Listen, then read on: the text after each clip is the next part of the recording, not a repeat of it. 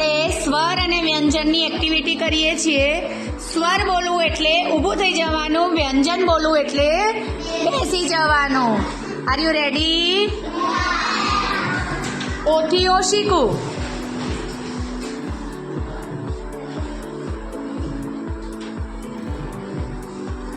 ઋથી ઋષિ,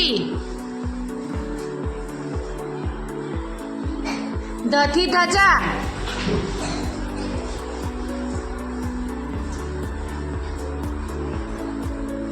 કથી કરવત,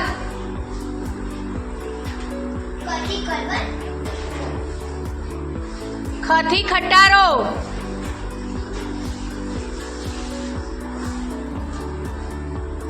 ઉથી ઉંદર,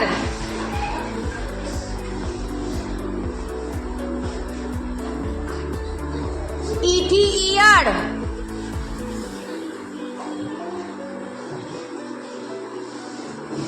અથી અનાનસ, ગથી ગણપતિ,